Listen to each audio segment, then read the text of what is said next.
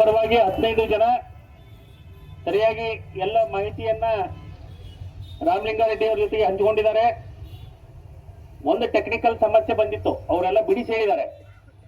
ಈಗ ನಿಮ್ಗೆ ಅನೇಕ ಜನರಿಗೆ ಫೈಲ್ ಏನ್ ಮೂವ್ಮೆಂಟ್ ಆಗಿದೆ ಅನ್ನೋದು ಗೊತ್ತಿರಲಿಲ್ಲ.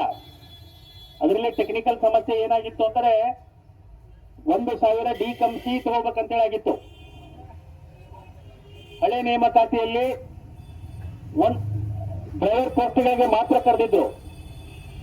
ಹೀಗಾಗಿ ಡಿ ಕಂಸಿ ಅಂತ ಹೋದ್ರೆ, ಕಾನೂನಾತ್ಮಕವಾಗಿ ಹೋದ್ರೆ ಹೊಸ ಕಾಲ್ಫಾರ್ಮ್ ಅನ್ನು ಸರ್ಕಾರ ಮಾಡಬೇಕಾಗ್ತಾ ಇತ್ತು.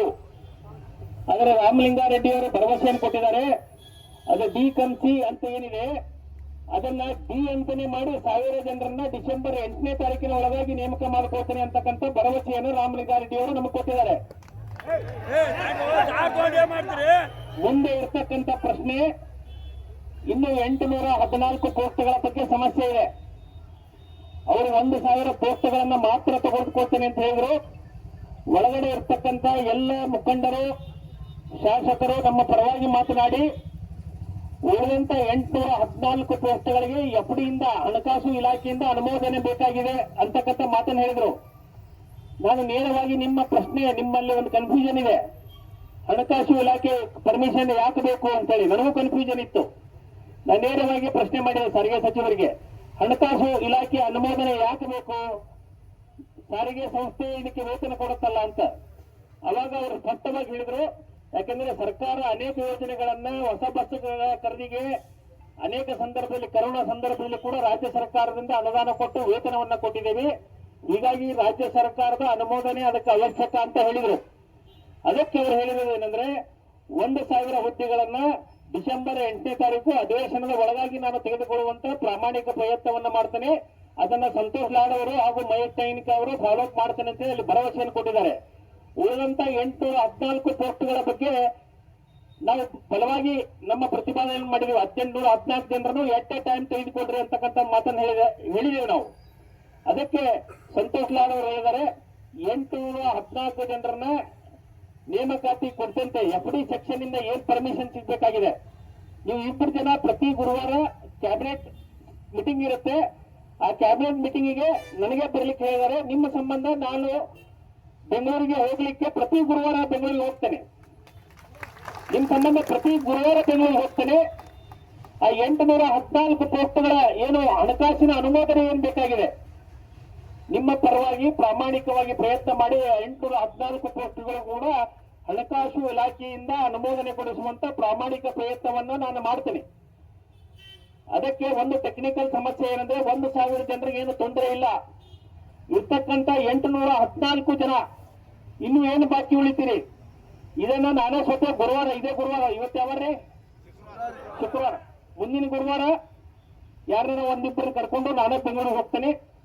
ಪ್ರತಿ ಗುರುವಾರ ಬೆಂಗಳೂರಿಗೆ ಹೋಗೋದ್ರ ಜೊತೆಗೆ ಪ್ರತಿ ರವಿವಾರ ಸಂತೋಷ್ ಲಾಡ್ ಅವರನ್ನ ಹುಬ್ಬಳ್ಳಿಯಲ್ಲಿ ಭೇಟಿಯಾಗಿ 1-1.5 ತಿಂಗಳ ಒಳಗಾಗಿ ಡಿಸೆಂಬರ್ 8ನೇ ತಾರೀಕು ಒಳಗಾಗಿ ಅದು 814 ಪೋಸ್ಟ್ಗಳನ್ನ ತುಂಬಿಕೊಳ್ಳುವಂತ ಪ್ರಯತ್ನವನ್ನ ನಾನು ಮಾಡ್ತೇನೆ.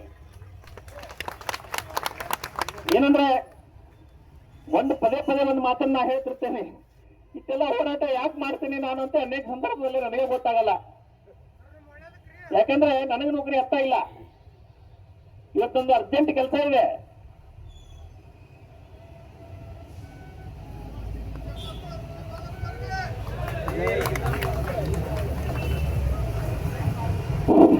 ನನ್ನ ತಾಯಿನ ಹಾಸ್ಪಿಟ್ಲಿಗೆ ಕರ್ಕೊಂಡು ಹೋಗಬೇಕಾಗಿತ್ತು ಇವತ್ತು. ನಾನು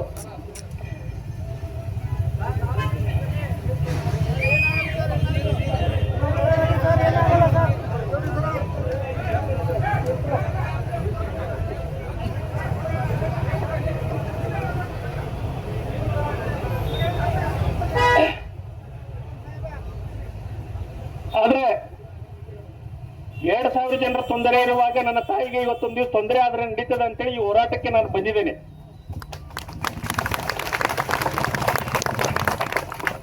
ಅದಕ್ಕೆ ಪ್ರಯತ್ನಕ್ಕೆ ಫಲ ಸಿಗುತ್ತೆ. ಇವತ್ತು 1,000 ಕುಟುಂಬಕ್ಕೆ ಗ್ಯಾರಂಟಿ ನೌಕರಿ ಸಿಗೋದು ಪಕ್ಕಾ ಆಗಿದೆ. ಇನ್ನು 814 ಜನರ ಸಂಬಂಧ ಏನು ನೌಕರಿ ಸಿಗಬೇಕಾಗಿದೆ. ನಾನು ನಿಮ್ಮ ತಂಡದೊಂದಿಗೆ ಸೇರಿ ಪ್ರಾಮಾಣಿಕವಾದಂತ ಪ್ರಯತ್ನವನ್ನ ಮಾಡ್ತೇನೆ. 1 ತಿಂಗಳಾಗಲಿಲ್ಲ ಅಂದ್ರೂ ಕೂಡ 2 ತಿಂಗಳ ಒಳಗಾಗಿ ಆ ಹಣಕಾಸಿನ ಅನುಮೋದನೆಯನ್ನ ಕೊಡಿಸಿ ಒಂದು ಭರವಸೆಯನ್ನ ಸಾರಿಗೆ ಸಚಿವರು ನೀಡಿದ್ದಾರೆ. ನಾನು 1814 ಜನರಿಗೆ ಹೊಸ ಕಾಲ್ ಫಾರ್ಮ್ ಮಾಡಲ್ಲ, ಎಲ್ಲರನ್ನೂ ಇವ್ರನ್ನೇ ನೇಮಕ ಮಾಡ್ಕೊಳ್ತೇನೆ ಅಂತಕ್ಕಂಥ ಒಂದು ಭರವಸೆಯನ್ನು ಸ್ಪಷ್ಟವಾಗಿ ಕೊಟ್ಟಿದ್ದಾರೆ. ಅದಕ್ಕಾಗಿ ನೀವೆಲ್ಲರೂ ಕೂಡ ನನ್ನ ಮಾತಿಗೆ ಬೆಲೆ ಕೊಟ್ಟು ಬೇರೆ ಬೇರೆ ರಾಜ್ಯದ ಬೇರೆ ಬೇರೆ ಮೂಲಗಳಿಂದ ಈ ಹೋರಾಟಕ್ಕೆ ನೀವು ಬಂದಿದ್ದೀರಿ. ಹಾಸನದಿಂದ ತೆಗೆದುಕೊಂಡು ಬೀದರ್ದವರೆಗೆ ಬಂದಿದ್ದೀರಿ, ಮಂಗಳೂರಿನಿಂದ ಹಿಡಿದು ಗುಲ್ಬರ್ಗಾದವರೆಗೆ ಬಂದಿದ್ದೀರಿ. ನಿಮ್ಮೆಲ್ಲರ ಸಹಕಾರ ಇದೇ ರೀತಿ ಇರಲಿ.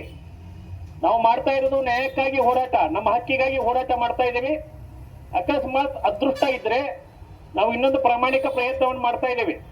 ಸಂತೋಷ್ ಲಾಡ್ ಅವರಿಗೆ ಈಗ ಕೊನೆಗೆ ಬರುವಂತ ಸಂದರ್ಭದಲ್ಲಿ ನಾನು ಹೇಳಿದ್ದೇನೆ, ಕಳೆದ 6 ವರ್ಷದಲ್ಲಿ ಇನ್ನೂ ವೇಕೆನ್ಸಿ ಜಾಸ್ತಿ ಆಗಿರ್ತದೆ. ಹೊರಗುತ್ತಿಗೆಯಲ್ಲಿ ಅನೇಕ ಜನ ಕೆಲಸ ಮಾಡ್ತಾ ಇದ್ದಾರೆ. ಆ ಹೊರಗುತ್ತಿಗೆಯನ್ನ ಬಂದ್ ಮಾಡಬೇಕು ಅಂತೇಳಿ ಅವ್ರಿಗೂ ನನಗೊಂದು ಕಿವಿ ಮಾತನ್ನು ಹೇಳಿ ಹೋಗಿದ್ದಾರೆ. ಎಷ್ಟು ಜನ ಹೊರಗುತ್ತಿಗೆಯಲ್ಲಿ ಕೆಲಸ ಮಾಡ್ತಾ ಇದ್ದಾರೆ ಅದನ್ನ ಇನ್ಫಾರ್ಮೇಶನ್ ತೆಗೆದುಕೊಳ್ಳಿ. 1814ಕ್ಕಿಂತ ಹೆಚ್ಚಿನ ನೇಮಕಾತಿಯನ್ನ ಮಾಡಲಿಕ್ಕೆ ನಾವೆಲ್ಲರೂ ಸೇರಿ ಪ್ರಾಮಾಣಿಕ ಪ್ರಯತ್ನವನ್ನ ಮಾಡೋಣ ಅಂತಕ್ಕಂಥ ಮಾತನ್ನು ಕೂಡ ಸಂತೋಷ್ ಲಾಡ್ ಅವರು ಹಾಗೂ ಮಾಹಿತಿ ಅವರು ಹೇಳಿದ್ದಾರೆ.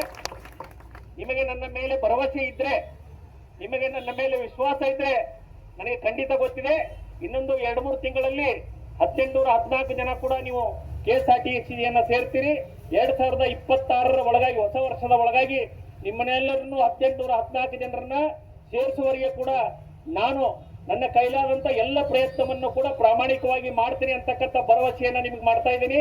ಕಳೆದ 3 ದಿವಸದಿಂದ ನೀವೆಲ್ಲರೂ ಕೂಡ ರಾಜ್ಯದ ಮೂಲೆ ಮೂಲೆಗಳಿಂದ ಹುಬ್ಬಳ್ಳಿಗೆ ಹೋರಾಟಕ್ಕೆ ಬಂದಿದ್ದೀರಿ. ಅನೇಕ ಕನ್ಫ್ಯೂಷನ್ ನಿಮ್ಗಾಗತ್ತೆ. ಅನೇಕ ಕನ್ಫ್ಯೂಷನ್ ಏನಾಗುತ್ತೆ ಅಂದ್ರೆ, ಇಲ್ಲ 1814 ಜನರದ್ದು ಈಗ ಕೊಡಬೇಕಾಗಿತ್ತು ಅಂತ ಹೇಳ್ತೀರಿ. ಟೆಕ್ನಿಕಲ್ ಸಮಸ್ಯೆಯನ್ನು ಅರ್ಥ ಮಾಡ್ಕೊಳ್ಬೇಕಾಗತ್ತೆ. ಅದನ್ನೆಲ್ಲ ನೀವು ಯೋಚನೆ ಮಾಡಿ. ಈಗ 1000 ಪೋಸ್ಟ್ಗಳಿಗೆ ಸಂಬಂಧಪಟ್ಟಂತ ಫಾಲೋ ಅಪ್ ಅನ್ನ ಶಾಸಕರಾದಂತ ಮಹೇಶ್ ತೆಂಗಿನಕಾಯಿ ಅವರು ನಾನು ಕೂಡಿ ಮಾಡ್ತೀವಿ. ಉಳಿದಂತ 814 ಪೋಸ್ಟ್ಗಳ ಕುರಿತಂತೆ ಸಂತೋಷ್ ಲಾಡ್ ಅವರನ್ನ ಉಸ್ತುವಾರಿ ಸಚಿವರನ್ನ ಹಿಡ್ಕೊಂಡು ನಾವು ಪ್ರಾಮಾಣಿಕವಾದ ಪ್ರಯತ್ನವನ್ನ ಮಾಡ್ತೀವಿ. ಜನವರಿ ಹೊಸ ವರ್ಷದ ಒಳಗಾಗಿ ನಿಮ್ಮೆಲ್ಲರ ಬಾಳಿಗೆ ಹೊಸ ಬೆಳಕನ್ನ ಕೊಡುವಂತ ಒಂದು ಪ್ರಾಮಾಣಿಕವಾದಂತ ಪ್ರಯತ್ನವನ್ನ ಮಾಡ್ತೀನಿ. ಈ ಹೋರಾಟವನ್ನ ಇಲ್ಲಿಗೆ ಮುಗಿಸೋಣ. ನಿಮಗೆಲ್ಲರಿಗೂ ಧನ್ಯವಾದಗಳು. ಇನ್ನು ಮುಂದೆ ಹೋರಾಟಕ್ಕೆ ಬರುವಂತ ಅವಶ್ಯಕತೆ ಇಲ್ಲ ಅಂತೇಳಿ ನನಗೆ ಗೊತ್ತಿದೆ. ಅನೇಕ ಜನ ವಾಟ್ಸ್ಆಪ್ ಅಲ್ಲಿ ಕುಂತು ಸುಮ್ಮನೆ ಏನೇನ ಹಾಕ್ತಿರಿ ಮೆಸೇಜ್, ಅದನ್ನ ಹಾಕೋದನ್ನ ಬಂದ್ ಮಾಡ್ರಿ. ಅದರಿಂದ ಏನೂ ಆಗಲ್ಲ. ಅದಕ್ಕೆ ನಾವು ದಿನನಿತ್ಯ ಫಾಲೋ ಅಪ್ ಮಾಡ್ತೀವಿ. ಪ್ರತಿ ಗುರುವಾರ ನಾನೇ ಕ್ಯಾಬಿನೆಟ್ ಮೀಟಿಂಗಿಗೆ ಸಂತೋಷ್ ಲಾಡ್ ಅವರನ್ನ ಕರ್ಕೊಂಡು ಹೋಗಿ 814 ಪೋಸ್ಟ್ಗಳನ್ನ ಅನುಮೋದನೆಗೆ ಪ್ರಯತ್ನ ಮಾಡ್ತೇನೆ. ಬೆಂಗಳೂರಿನಲ್ಲಿ ಇರ್ತಕ್ಕಂಥ ಅಭಿಷೇಕ್ ಅವರು, ಚಂದ್ರೇಗೌಡರು ಈ 1000 ಜನರು ಆಗುವವರೆಗೆ ನಿರಂತರವಾಗಿ ಬೆಂಗಳೂರಿನಲ್ಲಿ ರಾಮಲಿಂಗಾರೆಡ್ಡಿ ಅವರಿಗೆ ಭೇಟಿಯಾಗಿ ಈ 1000 ಜನರನ್ನ ಆದಷ್ಟು ಬೇಗನೆ ತೆಗೆದುಕೊಳ್ಳಿಕ್ಕೆ ನಾವು ಪ್ರಾಮಾಣಿಕವನ್ನು ಪ್ರಯತ್ನ ಮಾಡ್ತೇನೆ.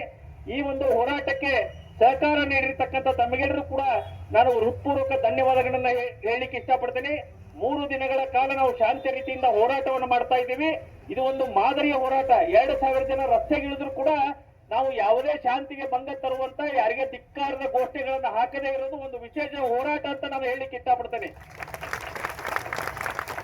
ಅದಕ್ಕೆ ಈ ಹೋರಾಟದ ಜಯ ನಿಮಗೆಲ್ಲರಿಗೂ ಕೂಡ ಸಲ್ಲಬೇಕು. ಯಾಕೆಂದ್ರೆ ನೀವು ಶಾಂತ ರೀತಿಯಿಂದ, ನೀವೇನು ನನಗೆ ಸಂಬಂಧಿಕರಲ್ಲ, ನಿಮಗೆ ನನಗೆ ಪರಿಚಯ ಇಲ್ಲ, ಆದ್ರೂ ಕೂಡ ಗೌರವವನ್ನು ಕೊಟ್ಟು ನನ್ನ ಮಾತಿಗೆ ಬೆಂಬಲವನ್ನು ಕೊಟ್ಟು ಶಾಂತ ರೀತಿಯಿಂದ ನೀವು ಏನು ವರ್ತನೆ ಮಾಡಿದಿರಿ, ಈ ನಿಮ್ಮ ವರ್ತನೆಗೆ ಈ ಒಂದು ಜಯ ಸಿಕ್ಕಿದೆ ಅಂತಕ್ಕಂಥ ಮಾತನ್ನ ನಾನು ಹೇಳಲಿಕ್ಕೆ ಇಷ್ಟಪಡ್ತೇನೆ.